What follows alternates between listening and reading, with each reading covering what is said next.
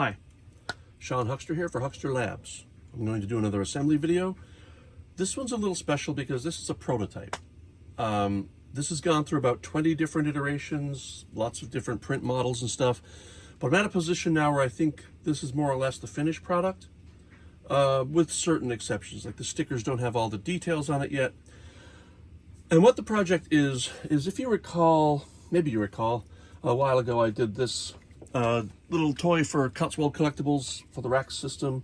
This is the weather tracker, and it used a wind-up motor, and the wind-up motor has a winding button here and then a little gear system to a shaft coming down here, which I have connected to a barrel. And when you turn the motor, the barrel rotates really quickly based on, and of course the unwind, I made the antenna mount, so it kind of is a little cool thing to have. I decided, well, we ran out of the wind-up motors, couldn't do it anymore, and I wasn't fond of them anyway, so I wanted to do something with a real motor and batteries and lights, and I'm kind of reluctant to do things with wiring and soldering because I'm not all that great at it, but I did decide to give it a try. So I've made an update to the weather tracker. I'm calling it the environmental analyzer, and it's going to use this as the base, which of course, you know, is very similar to the original, but it's much larger. Like, it's quite a lot larger. Kind of has to be because I have to fit a motor in there. I've got to use batteries. So I've printed all these pieces. Now, most of the cleanup I've done already, but I am going to do some. I always like to show exactly what the process is for 3D printing, and one of the processes, unfortunately, is cleanup, and that can be quite tedious and painful. So I use a glove because I'm constantly hitting myself with this sharp chisel, and I am now going to start cleaning up parts. Some of them I've already done, and some I haven't. So let's do this one. This is supports for the battery compartment. So I'm going to start tearing into this. The camera angle, you know, it's a little odd. I'm hoping it works. The last time I shot a video, I shot it from the other side, and I found that I wasn't really in camera focus very often, so people weren't seeing what I was doing.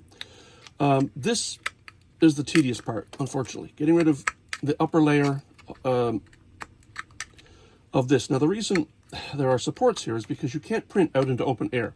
And as this prints vertically, you need to print something under here so that when we get up to this layer, it prints a roof that can never print that roof if there was nothing underneath it. So we have a thing called a scaffold that prints there. That scaffold leaves a layer of flat print material, and you have to clean that off before you can continue. And, you know, as you can see me shaking a little bit here, that's not easy. This is a kind of a difficult process, but eventually it works. Comes clean, and you can clear it out. And there's a tricky thing here where I needed an opening for wires, so I had to make a little roof here, which can be harder to take off, but because it's smaller, less surface area, it might be a little easier. So you can see it's not coming apart not too hard. And other than a few little bits now, that's more or less done. And then of course there's a hole here where the radar is going to come through. That needs supports too because of the same reason. There's a roof up here that needs to have something print under it. So that's the scaffolding stuff here. Now we can also use cutters and pliers to pull this out. And what you do is you end up pulling out the scaffold, and then you remove the little roof section. And when you've done that, you left yourself with some plastic you just throw away into the garbage bucket here.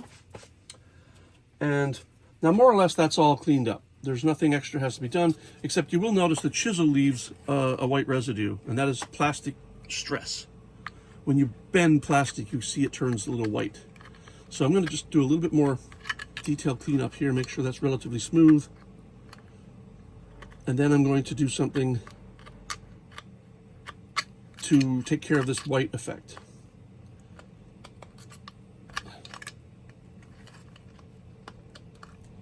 All right, so I'm going to turn on my heat gun. I have a heat gun, and the heat gun melts the plastic and removes the plastic stress, but you have to be very careful because you don't want to melt the plastic and deform it. You just want to remove this white plastic stress stuff. So you run a heat gun over it very quickly, repeatedly, but not prolonging any contact. Heat gun, gloves, don't forget, very hot process. And you run a hot heat gun over the areas of plastic stress, and you do it not once, but several times. And every pass gets rid of a little bit more of the plastic stress. But just don't remain on any particular section too long, or you will warp and damage it. You can do it a little bit, but don't linger. So now, you can already see that a lot of that plastic stress is gone. I might do another pass on it before I ship it. But this is the main body. Now the bottom part, which is the base of the system, has a number of interesting things. It has a little place here for an LED. It has a channel here for wiring. It has a space here for a motor. And then there are cylinders for gears, and this particular piece here is where the flashing light goes, which I'll show you in a second, or we'll see that as we start constructing. Now, because I didn't wire this, I'm going to use my previous prototype's base, which is more or less exactly the same with a few minor changes, which I've already soldered up, so I don't have to resolder this. This is the tedious part. Now, what I did is I bought these battery compartments that store two AA batteries, and I've already attached this gear. And the LED light in the barrel. So this has been pre-assembled. The rest is I'm going to assemble for you now. Everything has to come together in a particular way, so let's get started. I didn't show you what this is like before it's finished, so I'm going to actually walk through it and assemble it in front of you. What happens, I'm going to try to explain, is that an external barrel from here spins around, and it has a little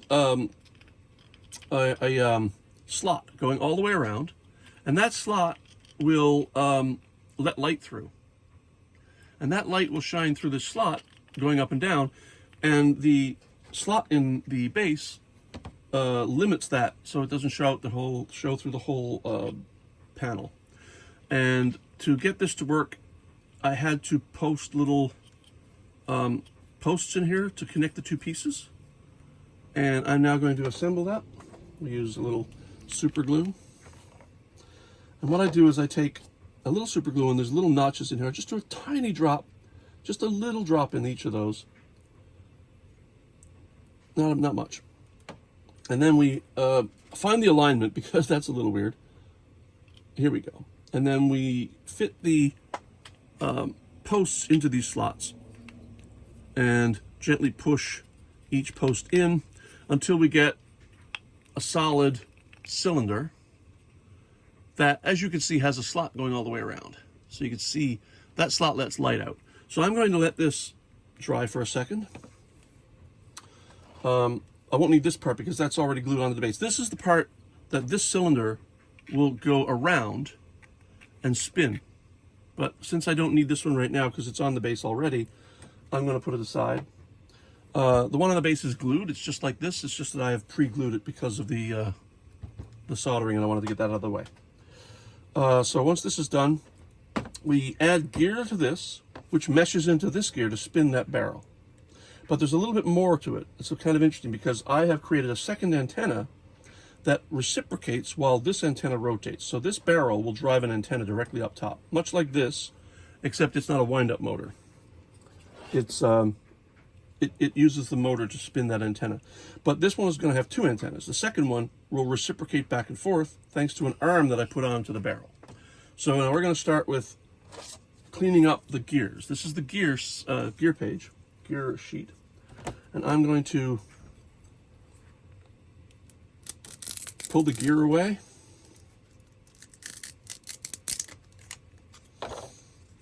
This is printed in a deep red, which does not matter because you will never see these parts. These parts are completely internal, and I've often printed them in like a turquoise or some other color. You can print them in any color that you don't want to use for your other parts. I don't need this gear. This is the main motor driving gear, but I've already attached that. This can pop right off, but anyway, this is this gear. Then we have a differential gear, which I'll show you in a second. 2 differential gears. And this is the reciprocating gear here, which makes the second antenna wave back and forth instead of spinning all the way around. So again, as always, you take a little bit of takes a little bit of cleanup to get the parts clean of rafting and support. And that can be done with pliers, and then again, the trusty chisels. And you have to be careful that you don't break the part when you're doing this, because you can break a delicate part by pushing too hard on the support. But in general, it's pretty easy to get off. And you also don't have to worry about cleaning up your plastic stress in here, because again, this is an invisible part. No one will ever see it unless you have to take it apart. You know, I might do that. I might heat treat those later, throw those away. So this is one part. This is the main gear, sits on top of the barrel. And put these aside, these are clean. I'm cleaning this one now. Tearing away the rafting, the support, and then the upper support. Well, you'll notice I'm not wearing a glove now because I'm pretty confident this isn't going to slip. However, if it does slip, yeah, I'm going to cut myself. I can't tell you how many hundreds of times I've cut myself doing this. But for smaller parts, it's probably okay.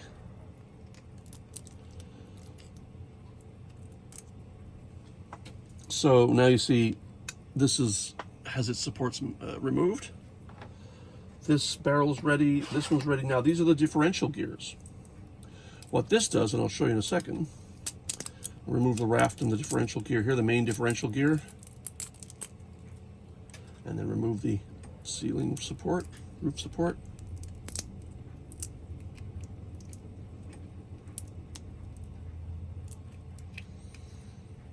So the supports are called raft. That's the part that sits on the print bed. And then you got the scaffold, which is a lattice work, or in this case, like a parallel lattice sort of, that prints vertically upward. And then I call it the ceiling support, which is the layer that it lays down before it lays the print part down so that it has something to sit on. So now you try to clean these as well as you can, because any gear or moving part that has extra plastic on it may cause extra friction or noise. So we try to eliminate that as much as possible. Still going to be a little noisy, you'll hear it. But there isn't a better way to do this right now.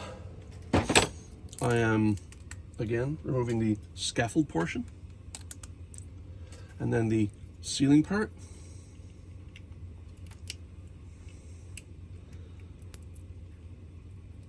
Also, the adherence strength of the plastic to the support is totally based on the heat that you print these things at, the temperature. You can print some filaments at a wide range of temperatures, not wide, not too wide, like a 10 to 20 degree range. And if you print them too cool or cooler, these supports tear away faster, but the part is weaker, so you got to be careful. It's very important for you when you're designing a 3D printed object or a toy or something to know what your stresses are going to be, so that you know when to print something vertical, when to print something horizontal, and the results of each. Yeah. So now we're going to assemble this part. For this I have a tool. I'm going to show you the tool as I go. So what happens here is this sits on top of here. Now you'll notice this just sort of moves around a little bit, but what this is, I have a what's called a cam gear here. So there is no shaft going down the center of the gear. It's a cam gear, which means it's offset. And the reason it's offset is because I want this arm to go on here, and as this rotates around, the arm moves back and forth this way to move another arm, which is this one, to make the antenna go back and forth. And we will see that in action later. So for now, I did forget to print one part, and that is a peg that fits down here and aligns this gear to the cylinder. But I'm just going to, for this purpose and for this prototype, I'm going to do that by hand because I can feel the alignment. So you put a little crazy glue here, and or super glue, and just feel with your hands for now. The peg aligner will make sure this is perfect later, but you can just hold it, and it takes about maybe 10 seconds, 15 seconds to solidify. Normally I would also have clamps for this. I could do that with clamps, but for this particular prototype, I don't think I'll need it. Okay, while I'm doing this, letting that dry for a bit, I'm just going to do a clean up. This is the radar encasement or case that will fit into the hole we cleaned up on the body, and that's printed in silver. Sometimes, like I said, when you print something a certain heat, you don't even need tools to tear it away from the support. They'll just pop right off. And sometimes you don't. So this one has an internal flange that's printed because the part was very thin. There's a little bit of support inside. And that you just tear away. And that leaves a cylinder hole.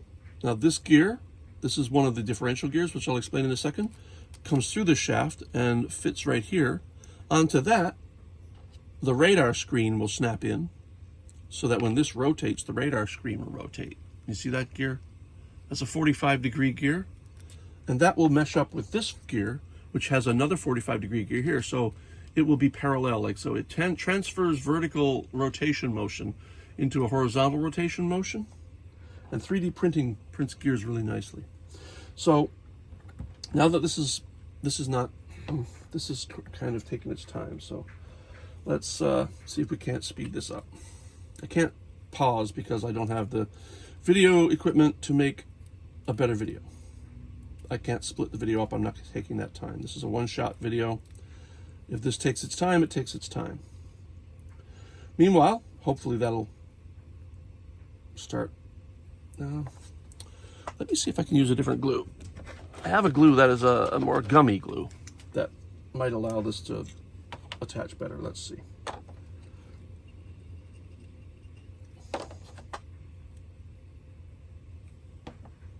Might take a little longer to dry, but it'll be fine.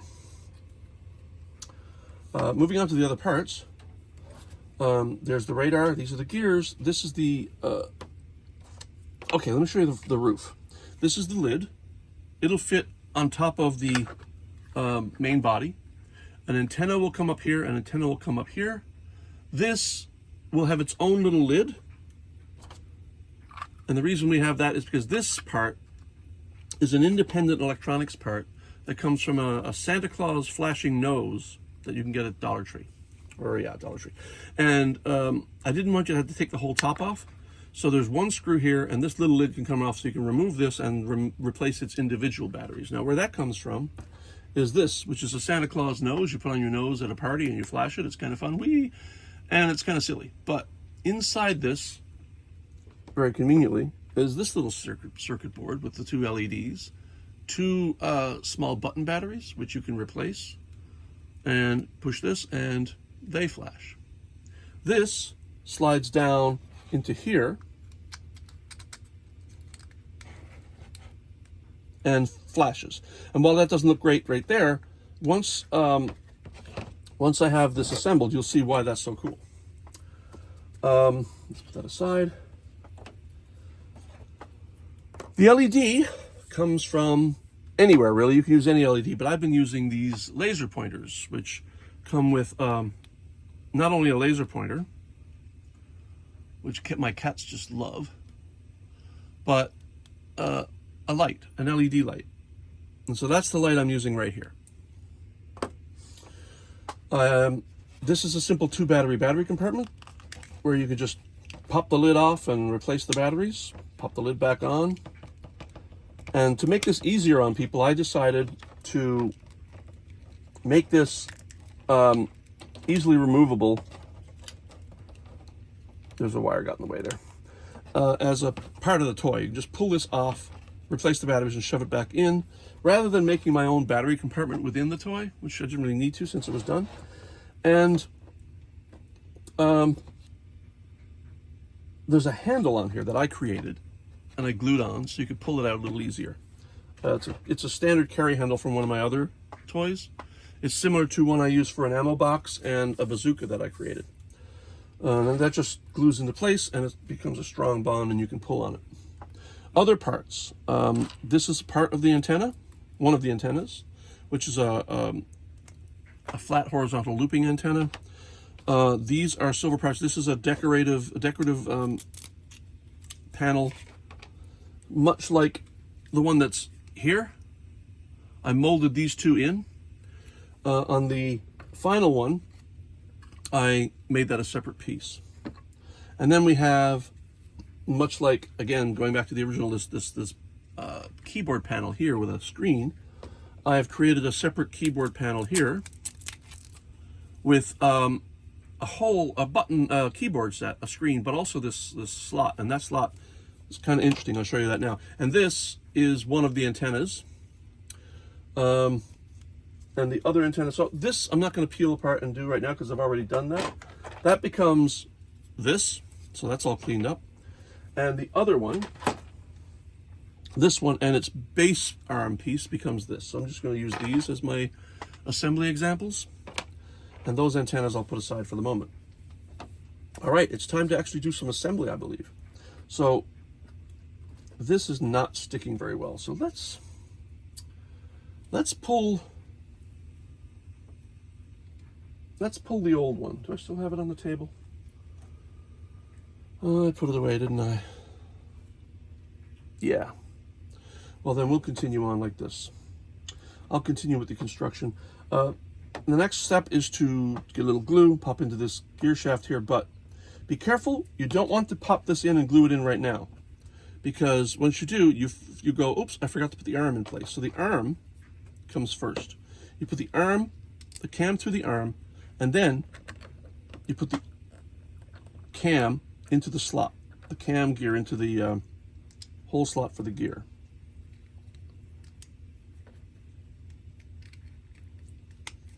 And what I do is I move the arm out of the way, and then I have this tool, which slides right on top of the gear and forms a perfect height for me to push down on this gear to make sure it sets correctly without warping or going off angle. It's important that it stay on the right angle.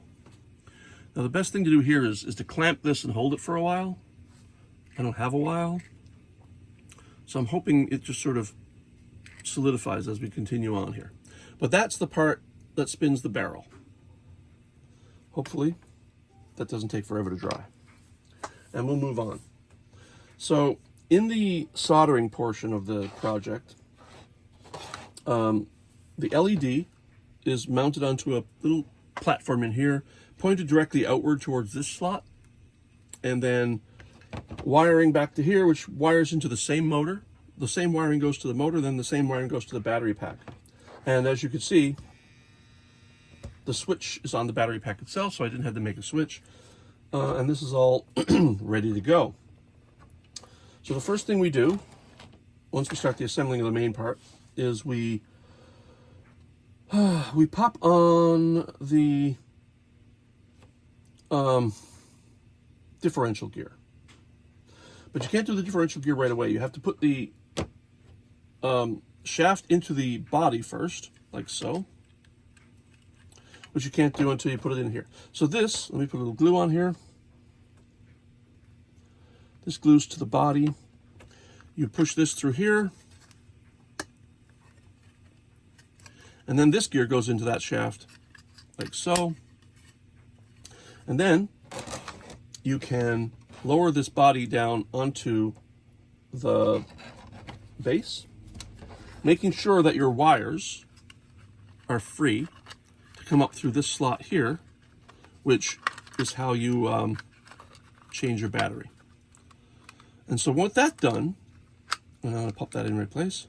I'm going to screw this body onto this base onto the body, trying to remember if I've gotten all the steps correct here.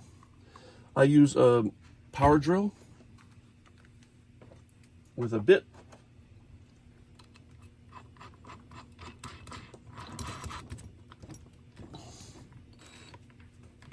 All right. I do use a power drill for these just because it removes the tedious arm movements. Just be careful when you do such a thing that you don't go overboard.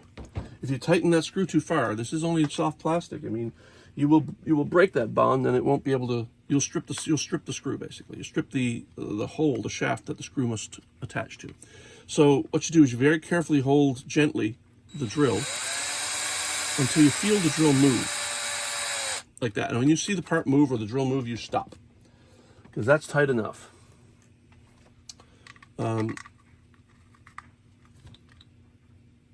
This is 4 of those.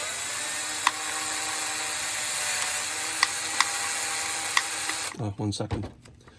There's a little bit of plastic in the hole, so I need to drill through that. Yeah. There's a little bit of cleanup that I didn't do. So I'm going to use an X-Acto knife down there just to clean up that. The hole is covered by a small piece of plastic is what's happening there. So now it'll be fine, I hope.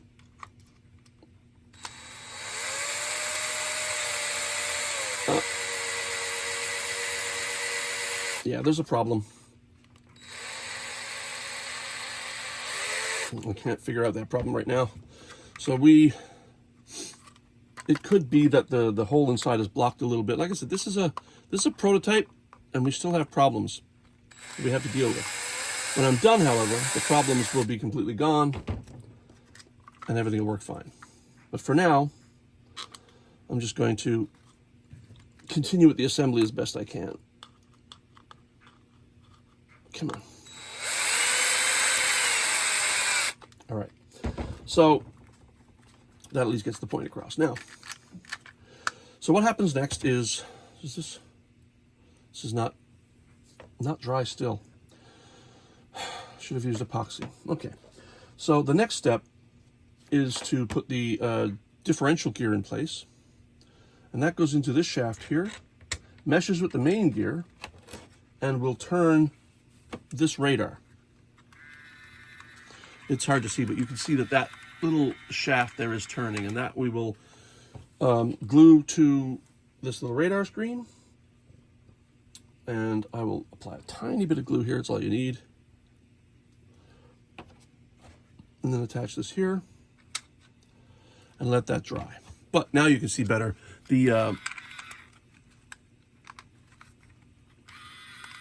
Oh, it's not dry, that's why. It needs to solidify before I can turn it. All right. The light that we see will come through here. I hope you can see that. And that will form like a wave, and as it spins, you'll see the wave. The only thing is, that doesn't look like much unless I cover this with something. So what I've done is I've created a sticker, which for now only has a grid on it, but eventually will have markings and other things. This is printed on sticker paper. And so I just attach this to the barrel all the way around.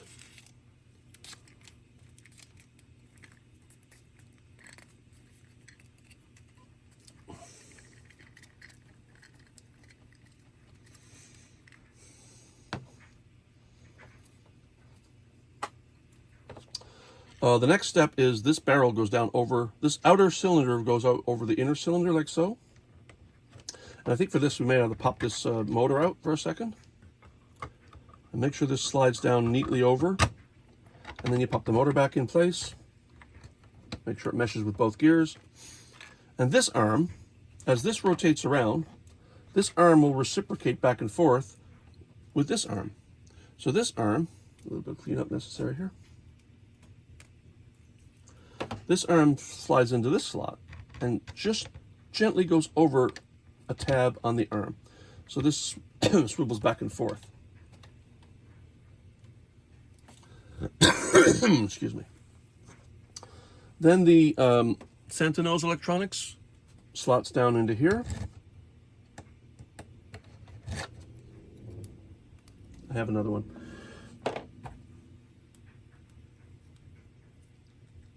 All right. I've been running those for a while, so the batteries are a little low. So I'm going to pop the one out of the Santanose, which is what I would have to do anyway. So let's pop the Santanose off. And then we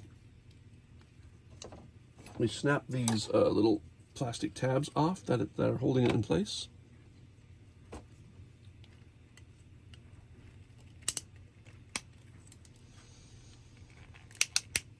And then take the Santanose out. Come on. I have snippers. Where are my cutters? My cutters there. That's what I need.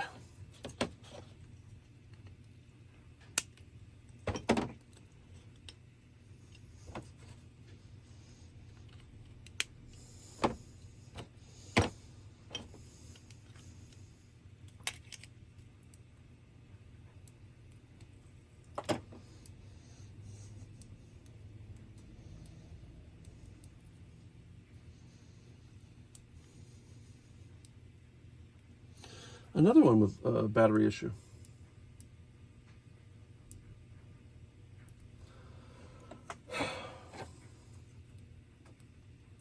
It's funny how all these are working when I started filming this today. And these batteries, there you go. These batteries last a long time, so I don't know what's going on. This slots down like so. Now what goes over here? This fits over this, but you can see that's not really spectacular. So what I have is this diffusing plastic. It's just like a semi-translucent plastic, and I have this slot into place behind this panel, which I then glue into place on the body.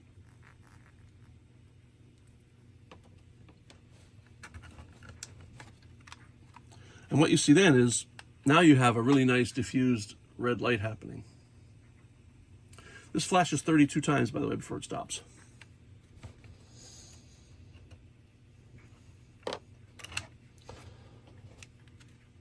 The problem with doing a video like this is that glue takes time to dry, and I'm usually using clamps. It's kind of difficult to watch glue dry on a video. What's next? I will assemble some of the details right now. And that is, this little guy here is a decoration. And then there's another one on the side. So this has to dry as well. So bear with me for a moment.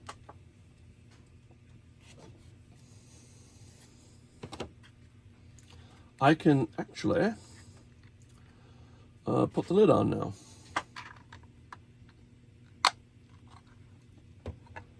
And what I did with the grid, with the lid, is I'm using cap screws, because cap screws that's not a cap screw. Using cap screws because cap screws just kind of make everything look like machinery. It's really cool. So I have a special bit for my drill, and 3 of the lid screws are cap screws because they look cool, and you should never have to remove these. If you do, you can. Just use an Allen key. But I'm just, I popped 3 in place. All right, the glue is annoying me.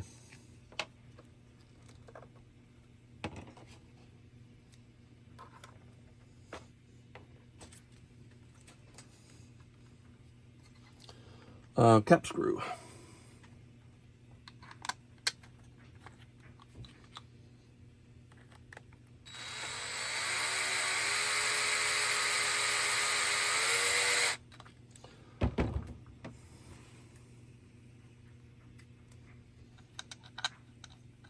fourth screw in the corner is the lid for the battery. So we make that a normal Phillips because it's easier for people to replace those with a Phillips than an Allen wrench, or at least in my opinion. So let's pop this into place. There is a little red button which fits over the button for the Santa nose, which slides up into this hole. And then when you're removing the battery, this will come off. You just put it right back in like so, pop it into place, fit this over the button, and then use a regular Phillips screw to stick this into the corner. And there are tabs in there to make sure that it stays in place, right? Other drill bit.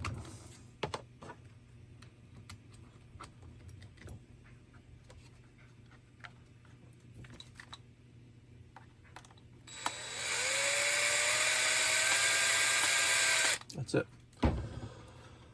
Now, more or less, this is assembled. There's a little piece here, which I will put in place now.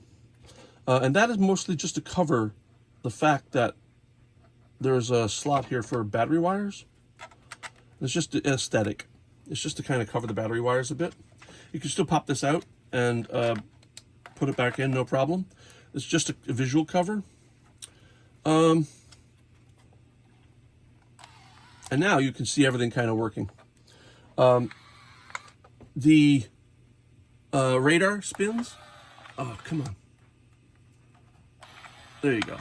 It's a little, that glue still has to hold, I think, and it's a little tight right now, but I'll fix that. The really cool thing about this, though, not only the red, this is just not working today, there's, not only that, but the light, the way the light works is the real key to this toy. And it looks like a gear or a readout of some kind, because the light shines through the slots you saw earlier. And then that's gated by the slots on the inner barrel. And what you're hearing a lot of crunching right now, because those gears still need some cleanup and sanding and smoothing. But other than that, it's actually all functioning right now. Now I'll apply the antenna to show you what they do. So the antennas are designed to work together. You can put one in, you can put either one in either slot. I'll put this one in the top one, the main one, and this is the reciprocating one here. So I'll put that right like so. And then when you when you turn it on, this antenna goes all the way around, and this one reciprocates back and forth. These, like I said, are totally interchangeable, and I made them two different heights so that no matter which you put into which, they're not going to bump into each other. All right. Then the last little detail, we'll be putting the stickers on. And while these are not, again, finished stickers, they do show, they do add a little realistic detail to the thing, which is kind of cool. So this is the radar. There is one for the screen, and as it's a weather tracker, I'm using a, hopefully you can see that. No, you can't. I'm using a, like a weather radar image.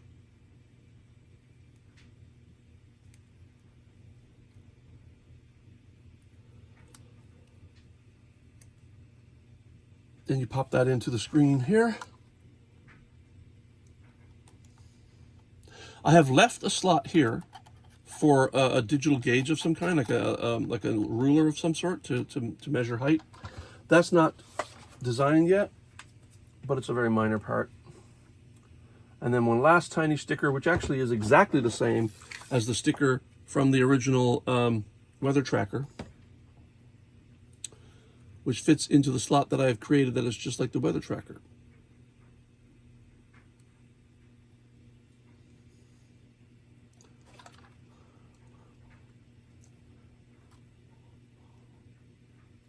Right there. Now, I don't have the buttons printed, but there will be 4 buttons, and they'll be green, blue, and maybe red, and they will go into these slots here. But other than that, this now is a completely working prototype. Again, the gear's not perfect here yet. I can feel it moving around in there. It's just that there's a little bit of friction here right now I have to fix. But other than that, that's a full working prototype of the new environmental analyzer.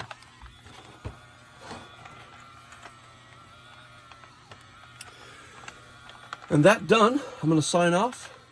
This video was a little more clumsy, sorry about that, but this is an early prototype. What you saw in my previous videos were finished products, and I was simply doing the assembly. This one, as you can see, still has a small amount of work done, and I should be done about these. I'm going to probably have these ready to print in maybe April. Right now, it's just the beginning of March. I don't know when these will become available, however, but I'm kind of hoping they'll be available by June. It totally depends on my schedule, whether I can get all the motors in, the battery compartments in, and if I can refine some of the assembly process, as you've seen here. But for now, this is Sean Huxter signing off for Huxter Labs. Really hope you enjoyed this video.